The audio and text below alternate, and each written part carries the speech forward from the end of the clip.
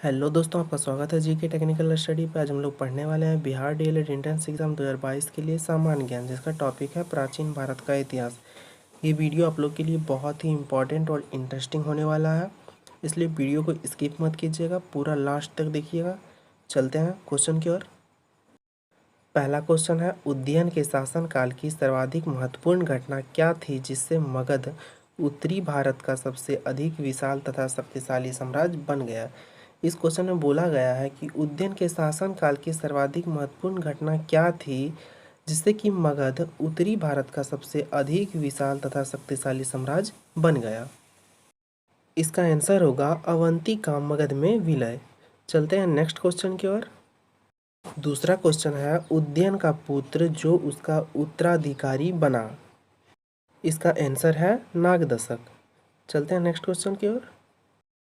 तीसरा क्वेश्चन है, 412 ईसा पूर्व में किसने हर्यक वंश के अंतिम शासक नागदशक को अपदस्थ कर मगध में शिशुनाग वंश की स्थापना की। इस क्वेश्चन में बोला गया है कि 412 ईसा पूर्व में किसने हर्यक वंश के अंतिम शासक जो नागदशक थे को अपदस्थ कर मगध में शिशुनाग वंश की स्थापना की। इसका आंसर है शिशुनाग, जो नागदशक का मंत्री था। चौथा क्वेश्चन है, शिशुनाग वंश का प्रथम शासक शिशुनाग ने अपनी राजधानी पाटलिपुत्र से कहाँ स्थानांतरित की। इस क्वेश्चन में बोला गया है कि शिशुनाग वंश का प्रथम शासक जो शिशुनाग थे ने अपनी राजधानी पाटलिपुत्र से कहाँ स्थानांतरित की, मतलब कहाँ स्थापित की। इसका आंसर है वैशाली। पांचवा क्वेश्चन है, शिशुनाग का पुत्र जो उसका उत्तराधिकारी बना। इस क्वेश्चन का आंसर है कालाशोक। छठा क्वेश्चन है, कालाशोक ने अपनी राजधानी वैशाली से पुनः कहाँ स्थानांतरित की। इसमें बोला गया है कि कालाशोक ने अपनी राजधानी वैशाली से पुनः कहाँ स्थापित की। इसका आंसर है पाटलिपुत्र। सातवां क्वेश्चन है, शिशुनाग वंश का अंतिम शासक किसे माना जाता है। इसका आंसर होगा नंदीवर्धन को। आठवां क्वेश्चन है, नंद वंश का संस्थापक किसे माना जाता है। इसका आंसर होगा महापद्म नंद को। नौवां क्वेश्चन है, महापद्म नंद द्वारा विजित प्रमुख राज्य कौन कौन थे। आंसर है इसका कुरु, पांचाल, मिथिला, कलिंग। ये चारों महापद्म नंद द्वारा विजित प्रमुख राज्य थे। 10वां क्वेश्चन है, नंद वंश का अंतिम शासक कौन हुआ। इसका आंसर है घनानंद। 11वां क्वेश्चन है, घनानंद के शासक काल में किस यूनानी शासक का मगध पर आक्रमण हुआ था। इस क्वेश्चन में बोला गया है कि घनानंद के शासक काल में किस यूनानी शासक के द्वारा मगध पर आक्रमण हुआ था। इस क्वेश्चन का आंसर है सिकंदर। 12वां क्वेश्चन है, घनानंद को युद्ध में पराजित कर किसने मौर्य वंश की स्थापना की। इसमें बोला गया है कि किसने घनानंद को युद्ध में पराजित कर मौर्य वंश की स्थापना की। इस क्वेश्चन का आंसर है चंद्रगुप्त मौर्य। 13वां क्वेश्चन है, मगध साम्राज्य के विस्तार की शुरुआत किस विजय से हुई तथा किस विजय से इसका अंत हुआ। आंसर है इसका अंग और कलिंग। मगध साम्राज्य के विस्तार की शुरुआत अंग विजय से हुई तथा कलिंग विजय से इसका अंत हुआ। 14वां क्वेश्चन है, मगध पर शासन करने वाला पहला गैर क्षत्रिय राजवंश था। इसमें बोला है कि मगध पर शासन करने वाला पहला गैर क्षत्रिय राजवंश कौन था। इसका आंसर है शिशुनाग वंश। 15वां क्वेश्चन है, पाटलिपुत्र किन नदियों के संगम पर बसा था। इसका आंसर है सोन व गंगा। पाटलिपुत्र सोन व गंगा नदियों के संगम पर बसा था। 16वां क्वेश्चन है, प्राचीन काल में कुसुमपुर किस नगर का दूसरा नाम था। आंसर है इसका पाटलिपुत्र। प्राचीन काल में कुसुमपुर पाटलिपुत्र नगर का दूसरा नाम था। 17वां क्वेश्चन है, राजगिरी का निर्माण किस शासक ने करवाया था। इसमें बोला गया है कि किस शासक ने राजगिरी का निर्माण करवाया था। आंसर है इसका बिंबिसार। बिंबिसार ने राजगिरी का निर्माण करवाया था। 18वां क्वेश्चन है, मगध साम्राज्य का सर्वाधिक विस्तार किसने किया था। आंसर है इसका महापद्म नंद। मगध साम्राज्य का सर्वाधिक विस्तार महापद्म नंद ने किया था। 19वां क्वेश्चन है, बिंबिसार के राजवैद्य जीवक ने आयुर्वेद की शिक्षा कहाँ ली थी? इसमें बोला गया है कि बिंबिसार के राजवैद्य जो जीवक थे ने आयुर्वेद की शिक्षा कहाँ ली थी? इस क्वेश्चन का आंसर है तक्षशिला। 20वां क्वेश्चन है, सिकंदर का जन्म कब हुआ था तथा वह किसका पुत्र था? सिकंदर का जन्म 356 ईसा पूर्व और वह फिलिप द्वितीय का पुत्र था। 21वां क्वेश्चन है, फिलिप द्वितीय कहाँ का शासक था? आंसर है इसका मकदूनिया। फिलिप द्वितीय मकदूनिया का शासक था। 22वां क्वेश्चन है, फिलिप द्वितीय की मृत्यु के बाद कितने वर्ष की अल्पायु में सिकंदर महान मकदूनिया का शासक बना? इस क्वेश्चन में बोला गया है कि फिलिप द्वितीय की मृत्यु जब हुई थी उसके बाद सिकंदर कितने वर्ष की अल्पायु में महान मकदूनिया का शासक बना? इसका उत्तर है 20 वर्ष। 23वां क्वेश्चन है, सिकंदर ने भारत विजय अभियान कब शुरू किया? इसका आंसर है 326 ईसा पूर्व में सिकंदर ने भारत विजय अभियान 326 ईसा पूर्व में शुरू किया। 24वां क्वेश्चन है, सिकंदर महान का मुख्य सेनापति कौन था? आंसर है इसका सेल्यूकस निकेटर। सिकंदर महान मुख्य का सेनापति सेल्यूकस निकेटर था। 25वां क्वेश्चन है, सिकंदर महान के भारत आक्रमण के समय उत्तर भारत पर किस वंश का शासन था? उस समय वहां का शासक कौन था? इसमें बोला गया है कि सिकंदर महान के भारत आक्रमण के समय उत्तर भारत पर किस वंश का शासन था और उस समय वहां का शासक कौन था? आंसर है इसका पुरु और पोरस। सिकंदर महान के भारत आक्रमण के समय उत्तर भारत पर पुरु वंश का शासन था तथा उस समय वहां का शासक पोरस था। 26वां क्वेश्चन है, पोरस और सिकंदर के बीच हुए युद्ध को किस नाम से जाना जाता है? इसमें बोला गया है कि पोरस और सिकंदर के बीच जो युद्ध हुए थे उस युद्ध को किस नाम से जाना जाता है? इसका आंसर है हाइडे स्पीच का युद्ध। 27वां क्वेश्चन है, हाइडे स्पीच का भारतीय नाम क्या है? आंसर है इसका वितस्ता झेलम।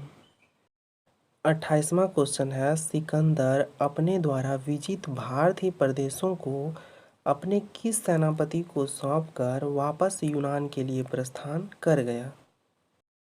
आंसर है इसका सेल्यूकस। 29वां क्वेश्चन है, सिकंदर की अकाल मृत्यु के बाद बेबीलोन का राज्य किसे प्राप्त हुआ? इसमें बोला है सिकंदर की जब मृत्यु हुई थी उसके बाद बेबीलोन का राज्य किसे प्राप्त हुआ? आंसर है इसका सेल्यूकस निकेटर। सिकंदर की अकाल मृत्यु के बाद बेबीलोन का राज्य सेल्यूकस निकेटर को प्राप्त हुआ। 30वां क्वेश्चन है, सिकंदर का आक्रमण नामक ग्रंथ का लेखक कौन है? आंसर है इसका एरियन। सिकंदर का आक्रमण नामक ग्रंथ का लेखक एरियन है। 31वां क्वेश्चन है, अलेक्जेंड्रिया ऑफ दी एराकोसियंस अर्थात आधुनिक कंधार नगर की स्थापना किसने की थी? आंसर है इसका सिकंदर।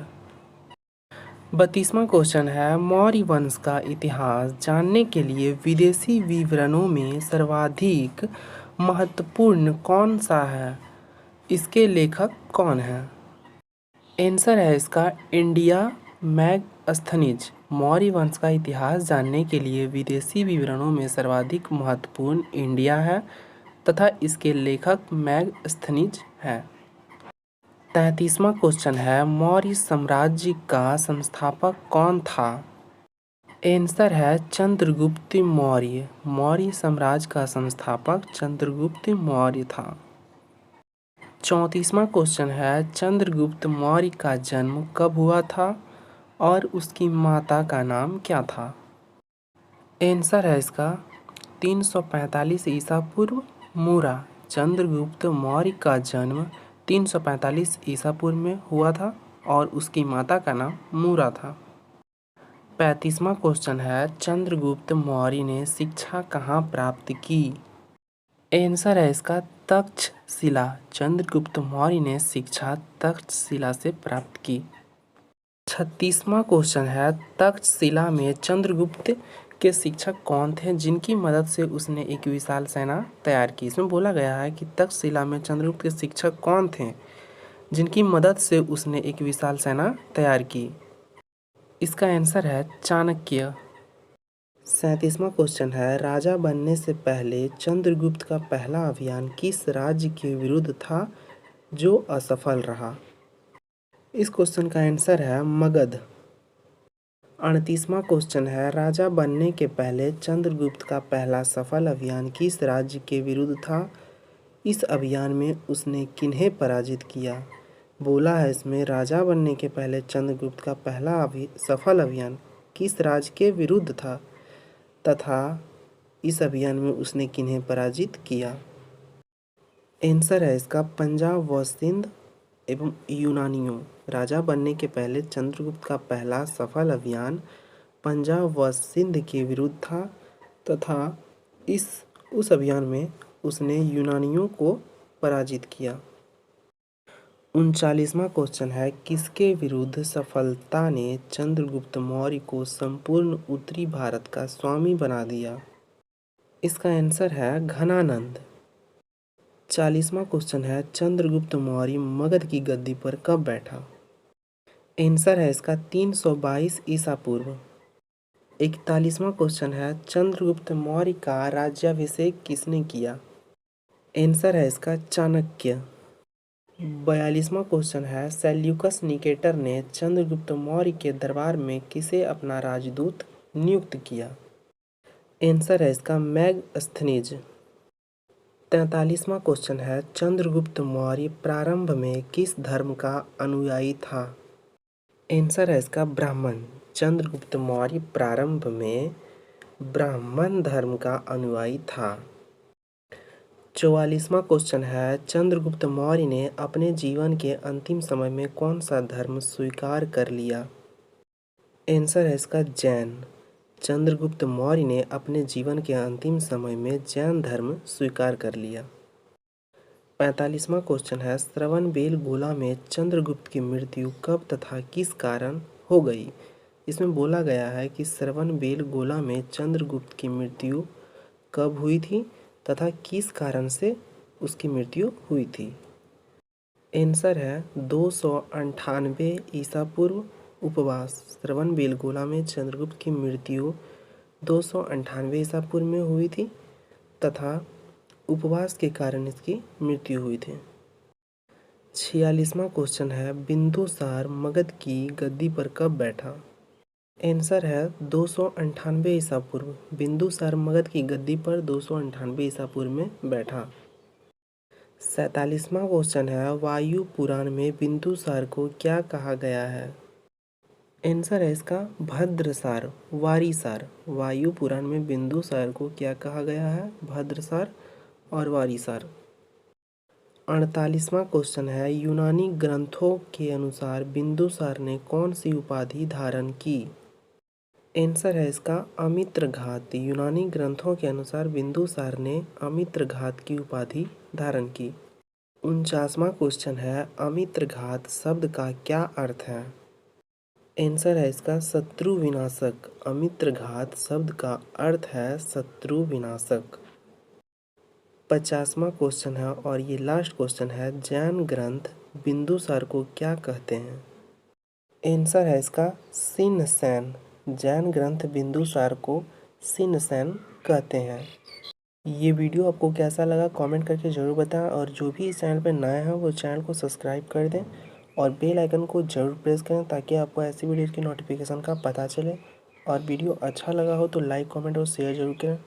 फिर मिलते हैं नेक्स्ट वीडियो में इसके अगले टॉपिक के साथ। आज के लिए इतना ही।